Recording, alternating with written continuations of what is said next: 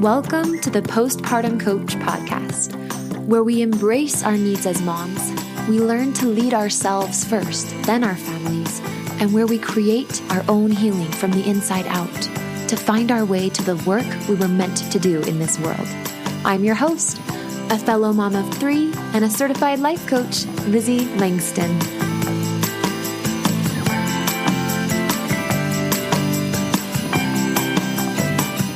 Hello, everybody. Welcome back to the podcast. This week, I have been cleaning out and organizing my clothes in my closet. As you guys know, I told you here on the podcast earlier. If you missed it, now you know we are moving to Costa Rica this summer. Costa Rica. We're moving there this summer. I'm so pumped. It also feels like I'm just putting on a glove or a shoe. It kind of just feels like it's always been woven into the fabric of my life, and we just happen to have gotten to this part of the journey. So we're moving to Costa Rica. I've been going through my closet. By the way, if you ever want help redesigning your wardrobe, styling your family for a photo, I have a friend who is so good at styling and anything to do with clothing, fashion, and style. And really, it's a lot less. I mean, when I hear the words fashion and style, I think about magazines and I don't know, stuff like that. But her name's Tiffany Cook.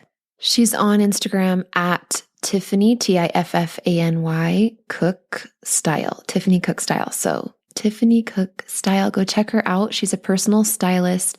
She's helped my mom kind of clean out some of her clothes over the years and get a fresh kind of like hone in on what she loves. I can't tell you the difference energetically when you only have clothes in your closet that you love. You don't keep them just because you were given them. You don't keep them just because you needed them once and then you feel bad getting rid of them. You find really good places to put the things that are nice that you don't need anymore. I'm going to be donating my clothing to a really great cause, and I feel so excited about it. And the energy that this whole process has given me has been awesome. So check out Tiffany Cook Style. She styled my family photos that you see on my Instagram. And no, I'm not a partner with her or anything. I just think she does such a good job. I'm on Instagram at Lizzie Langston, by the way. If we don't follow each other, you can see me there. So anyway, I was cleaning out this closet and I found a pair of pants that I bought way back when to build my business and to go to networking events. And it almost, when I came across the pants this time as I was cleaning out my closet, I'm not keeping them. And I realized that that was a huge part of my life. And I needed clothing to play the role of business builder, networker lady. And now, 2 years plus into my business, I don't feel like I'm trying on pants to be somebody. I don't feel like I'm trying to be somebody that I'm not in my business. I just am me.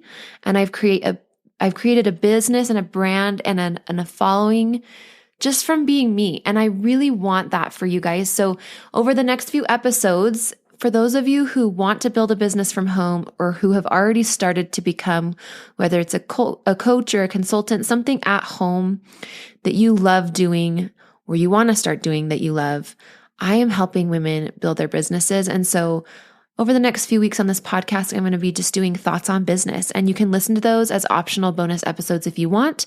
And on those episodes, I'm going to be sharing more about a mastermind that I'm running, that I'm starting in the next few weeks, where we are going to be learning how to do business together. I'm going to teach you how I went from kind of a side hobby jobby thing of like maybe under $2,000 a month at the most to, $10,000+ in a month's time over the course of a year, building up to like $125,000 through the course of 2020 in the pandemic, all organic, no Facebook ads, just being myself, doing what I love from home. So if you want to hear more about that, just be sure to check out the bonus podcast episodes. All right, today's podcast episode is called Anxiety Trauma. And this really is something that happens, but a lot of people don't even notice it. I didn't even know it was a thing until I started helping many, many postpartum women. They started DMing me and sharing stories with me, or they were my clients. And as I have touched so many women who are postpartum and I've heard their stories and the things they struggle with, I've realized that it's not just postpartum anxiety we struggle with. It's postpartum anxiety when we have had really bad anxiety before. Some of us grow up really anxious and we've just had anxiety since we can remember. Some of us had anxiety when we had baby number one, and now we're either getting ready to have baby number two, or we're freshly postpartum with baby number two, and we're nervous that it's going to hit us. Whatever it is, what happens when we've had trauma from past anxiety is that our current anxiety becomes even scarier to us. It builds up even faster because we're scared of it, and we panic and we pursue ways of getting help that we might not even need, or that might not even be that helpful to us, simply because we feel very desperate, graspy, and scared of what could happen. We start to really want our husbands to be home all the time. So I'm going to go over some signs of how you might know that you have anxiety trauma. But chances are, if I say this term and you've had anxiety previously, you will probably know just kind of straight off the bat. But just in case, and even just to help you see how it's touching your life, let me just paint the picture for you. So here's some ways that you might know if you are having anxiety about anxiety, right? That's essentially what's happening is we get more anxiety about anxiety if we feel anxious because we've had anxiety in the past and it freaked us out and we didn't know how to get out of it. And by the grace of time passing or a little bit of circumstance changing or medication, we were able to kind of by the skin of our chinny chin chin get out of it and feel okay. But now that we're thinking of having another baby, or we're postpartum again, or we have a stressful job and we're a mom, whatever the circumstance may be, now we're like, crap, is that going to happen again? And we're scared to death of it happening again. And when that's the case, some really unique things, mind you, this can be subconscious or conscious. Maybe you don't even realize how afraid of this you are. So listen in to see if we can bring some subconscious stuff up to the top. But when this is the case, some really interesting behaviors can occur. So let's go through some examples that I've seen in coaching and talking to clients. And here we go. Okay, so I've mentioned a couple already, like being really, really needy of your husband. And I don't say that critically, right? This is not us being ourselves, but this is something that can happen when we've had scary fight or flight responses going off in our body without warning, and we don't know why they're there. That's the scariest part about anxiety. Now, I teach my clients in my group coaching programs, I teach my clients why their anxiety is happening. I have a 10 video course that my group coaching students are viewing, and it's only growing. And I teach them why anxiety is being created. And that's half of the battle with anxiety, is just knowing why. Okay. But when that's been happening and you haven't known why, it feels like it could strike at any time. It feels like you're walking on eggshells, but with your own body. Can I just give you one more example of what I mean when I say trauma? I remember I was swimming in the pool when I was little, and I got trapped underneath like a big floaty, kind of like one of those lounging things where you can lay in the water. It was pretty big, and there might have even been a couple of them. I think there were a few people around swimming in the pool with me, but I got trapped and I couldn't like find where up was. I could not get to air. And I did at the very last second, right? But I was so freaked out by that. I kind of had some trauma around swimming. In the future, it messed with my decisions that I would make. I was like, ooh, I don't want to go over there when those floaties are over there, or I don't even want to go out in the pool when I'm by myself. And I just had these kind of strange little behaviors and fears and OCD thingies that would pop up because of this trauma in the past. So when you have fears and OCD obsessions, or just really worries or behaviors that you kind of develop when you've had anxiety in the past and you didn't really know how to manage it well, this is what happens. So like I said, neediness with husband, here are some other examples.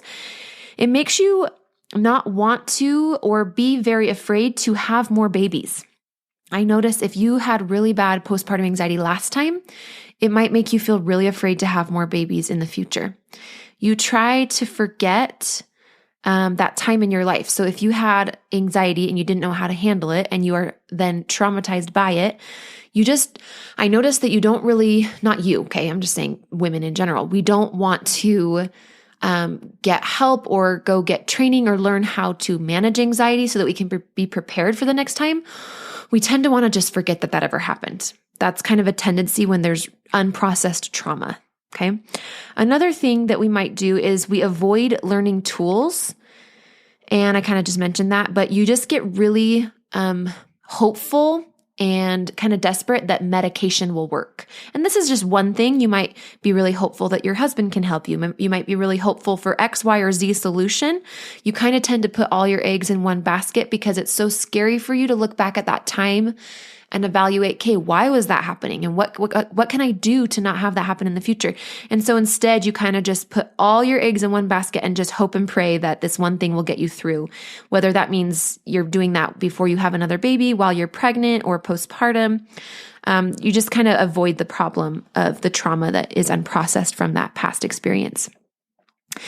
It affects your behavior both in the present and decisions in the future. So, for example, maybe as you start to feel anxious, you basically have a trauma response. So, anxiety, you might, maybe somebody who hasn't had anxiety in the past might be like, whoa, what is this? What's happening?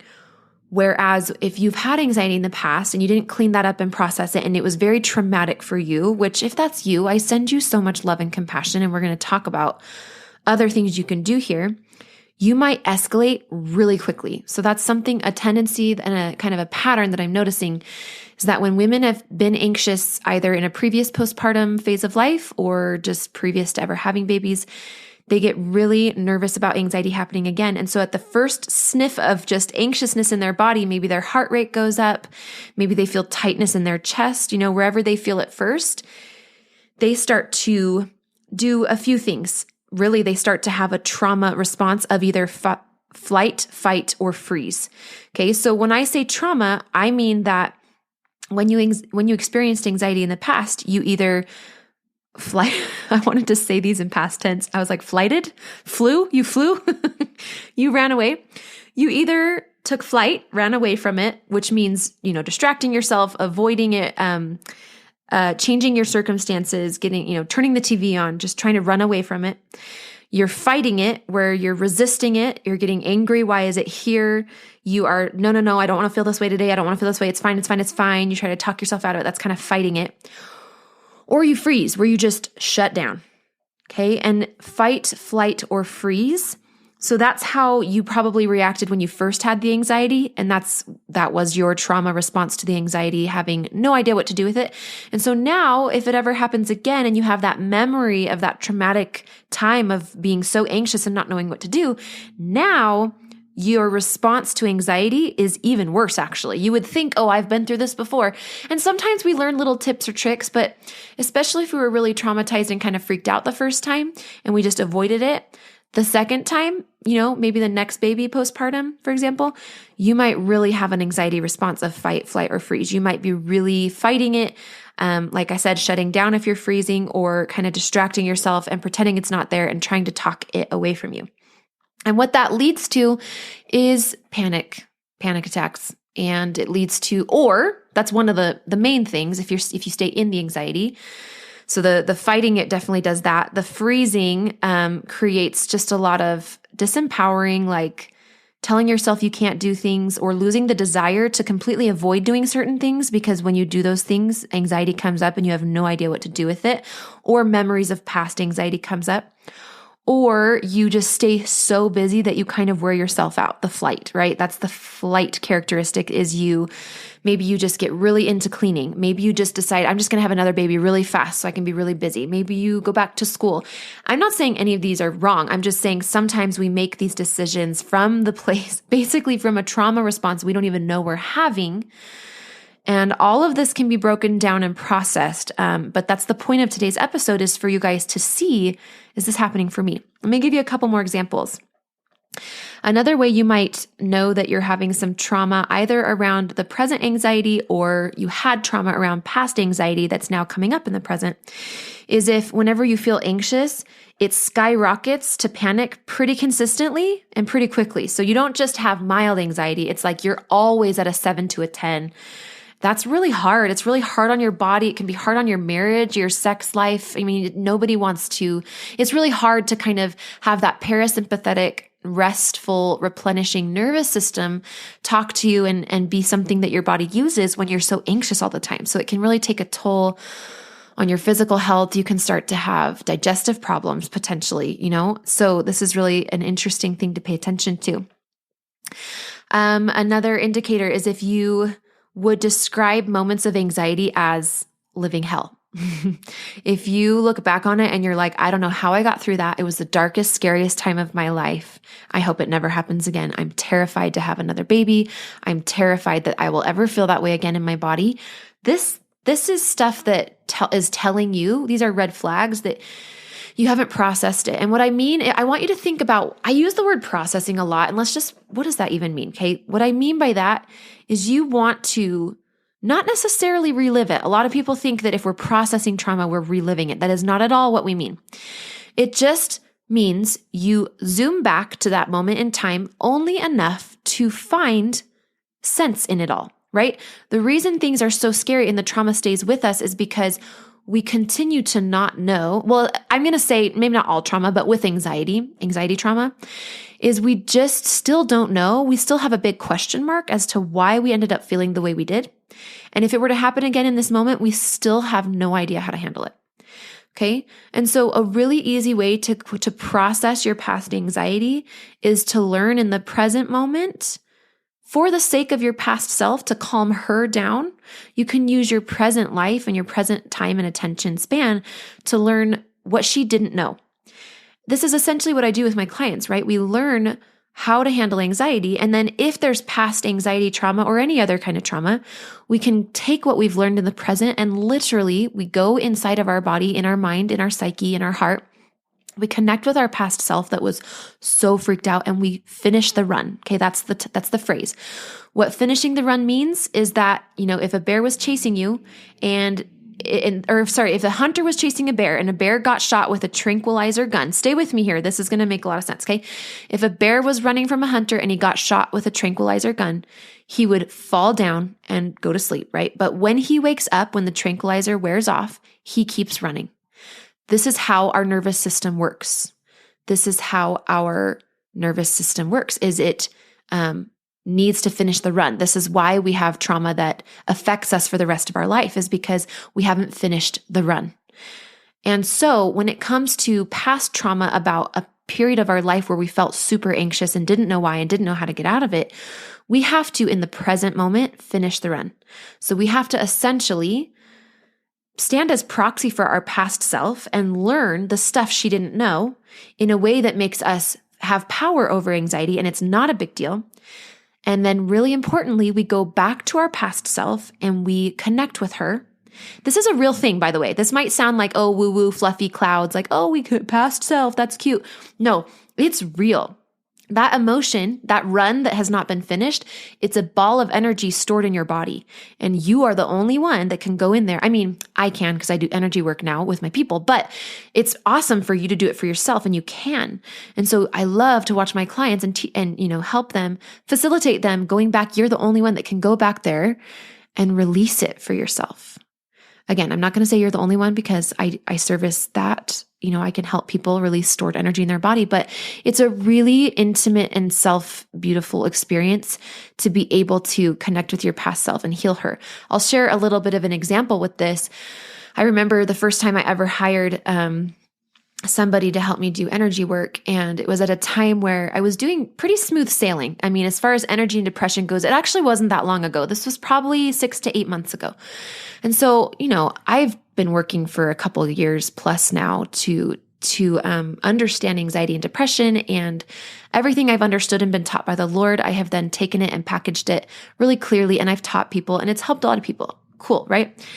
And there's still work occasionally that I come across, memories that surface and emotions that we find in my body that are from those scary, scary days when I didn't know this stuff. And I didn't have, I'm not going to say I didn't have the support in the sense that other people weren't supporting me, but I just wasn't able to receive support. I wasn't able to give myself support.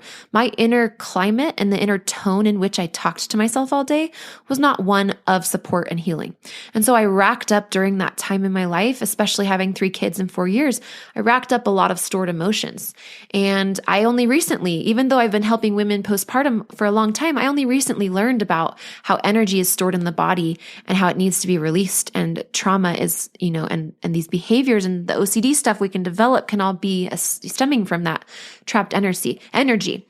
So I worked with this energy worker and I got aware of some stuff and some past memories. Like we went back in time basically to the hardest moment that I could think of that kind of my subconscious gave me, surfaced for me. And so I went back and my eyes were closed. I was literally like in my mind, my body was here, but I was very much in these past memories and I was doing this work. And I remember, guided by my energy friend's voice, she was just helping me. And this is all Christ-centered, by the way. Okay. She was helping me connect with that woman, which was me. But she was then having me ask her what was so hard and why she was feeling the way she was and what was she feeling. And then she said, if there was one thing you'd want to tell her, what would it be? So I want you to do this right now, okay? Because it was extremely healing. I want you, and I do this with my clients, and I invite you to do it right now on the podcast. Take a minute if you feel ready and when you feel ready. And if you don't want to do it by yourself, then come join one of my groups, okay? So get on my waiting list, reach out to me, and I can help you do this. But I want you to, in a minute, so hear the exercise first and then go do it. I want you to close your eyes. You're going to pause this, right? You're going to close your eyes and you're going to go back to the scariest moment. You don't have to relive it, right? You're not being her. You're witnessing her. So you're imagining yourself in the past being in that scary moment. Again, it's not you, right? Because you are no longer your past self. You are your present self. And yet your past self has lingering, unresolved, loose ends of anxiety that freaks her out. It's still the energy of being totally powerless and scared and whatever, not knowing what to do is still there. So your present self, when you feel ready and you feel like you understand this and you have the tools around anxiety, which if you don't, again, come join my group program. I'll teach you. You can go back and you can talk to her and you can ask her how she's feeling. So that's what you want to do is, how are you feeling? And maybe you don't even need to ask her because you know exactly how she's feeling because you were there. So maybe that question becomes pointless and you can just say, listen, I love you. What do you want to tell her? What would you tell her? To my past self, I sent her love and I said, if you could see your life in 3 years, you would be willing to stick this out. You're going to help so many people. That's all you need to know. It's worth it. There's a reason. There's a purpose. There's a purpose in this suffering. Now, I want you guys to know you can do this with anything. It doesn't have to be anxiety trauma. It could be maybe a lot of people have trauma from their postpartum depressiveness that they had last time they had a baby. Some of us have trauma around, I don't know, anything. Literally, we could have sexual trauma. We could have trauma around husband disapproving. Maybe we were married once before and that husband was really this or that. Or we had a boyfriend in high school or a friend that's a girl, right? And she just dropped us, like whatever the trauma was, and we didn't understand it and it didn't make sense and it was so painful and we didn't have the tools to support ourselves and love ourselves during that time. It's stored. It's still there. And so this is essentially what we're doing is we're releasing a trapped emotion through your mind and through the intention of healing yourself. It works just like if you were to come to me and if I was to use Dr. Bradley Nelson's emotion code, the emotion code. If you haven't heard of that, go Google it. It's a book. You can learn how to do energy work and muscle testing for yourself and your kids with the book. I think it's like $10 or something. It's amazing. I'm now getting certified through, it's called Discover Healing, Dr. Nelson's program to become an energy practitioner. But regardless, I just want you to know that that's essentially what you're doing is you're releasing stored energy of an unfinished, quote, run of the trauma that is still in your body. And anxiety trauma is really real. I want to express compassion to you guys, if it's depression trauma, anxiety trauma from last time you were postpartum or maybe, who knows when. I just want you to know that you're not alone. And that's one of the main beautiful things about the groups that I run is this is the first group that I've done, right? So we just launched it last week. We've just done one call.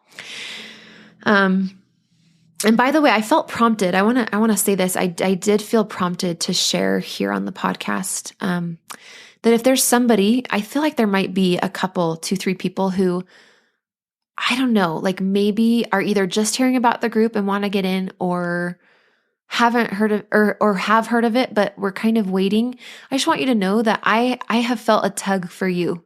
So there's a place for you. And we've just done one call. And if you feel like absolutely you were supposed to get into this group and you missed your chance, or if you thought about it and then didn't, and now you're kicking yourself, like, you can start a week late. I mean, you're still going to pay the full $1,000 and you'll just have missed that 1 week, but you're still going to get 11 sessions of group coaching. And you get 10 videos, you guys. I recorded 10 whole videos. And I didn't plan to make this announcement at all. My launch was closed, but I just felt this like kind of tap on my heart. So if nobody comes, that's totally fine. But if there's a couple of you that are just like kind of needed a little invitation, like, yeah, you're totally right, I need to be in that group, and you feel that confirmation right now, then just book a consult. LizzieLangston.com/consult. You know the drill. But the group has been amazing because you're validated instantly. All of a sudden, I just kept seeing in our first coaching call, people were making comments, and then in the Facebook group, interacting with each other, being like, oh my gosh, me too. Yes, I struggle with that. Thank you so much for sharing about that. And that is so much of the heavy lifting when it comes to our own healing, is a lot of the times we can know how to heal, but it's all of the constant thoughts of shame and guilt. Like, am I broken? What's wrong with me? Why am I being like this? I must be the worst mom ever. On it goes. And all of that really pulls our energetic vibration down. It really makes it hard for us to dig in and do the beautiful self-connected work of healing. Those types of thoughts really create disconnection from ourselves. And so that's one of the big assets of being in a group of women dedicated to focusing on depressiveness and anxiety and healing postpartum, is that you instantly, those thoughts like are useless anymore, because you're like, oh yeah, you're just easily able to prove to your brain that you're not alone and you're not broken and it isn't you that's the problem. It's not inherently wrong with you. It's just a thing that happens, and there's exact reasons. It's not a mystery. It's not confusing. Anxiety and depressiveness, they aren't mysterious and confusing. When we say, oh, it's because of hormones and sleep, it becomes very confusing. Like, oh, well, how much of it is me? How much of it is my hormones? How do I make that right?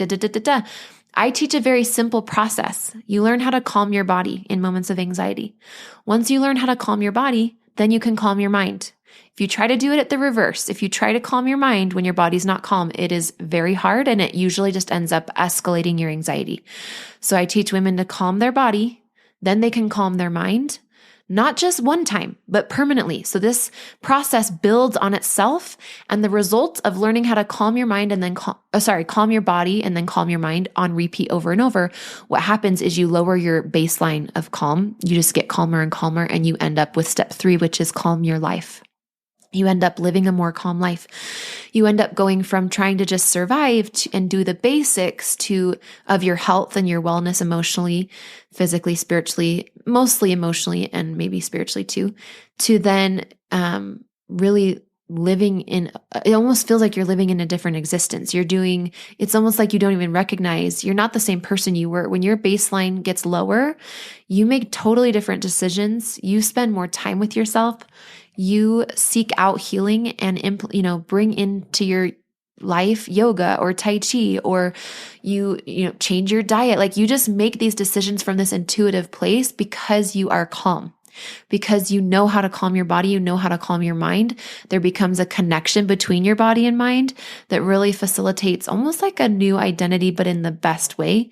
And you start to have a calm life. You no longer identify as somebody who struggles with depression or anxiety. You identify, like, imagine who you would be if those were not struggles for you ever again, right? Because when you invest in learning how to manage anxiety and depressiveness once, at least with me, the way I do it, is you no longer have to worry about those for the rest of your life. I can imagine, investing in a car. You're going to have to buy another car in a few years. Whereas when you invest in your mind, gosh, you get one brain for the rest of your life. When you invest in your body and knowing how to calm your mind and body, I don't think there's any more valuable investment. Like, health is wealth, and you can't have wealth without health. So I love this for mamas. I'm so grateful I get to do this work. And if you're interested in doing group coaching, like I said, I just feel like there might be a couple people that need to hop into this group. So if that's you, book a consult today. Like, do not waste time because we're rolling forward. We meet every Friday at 10 a.m.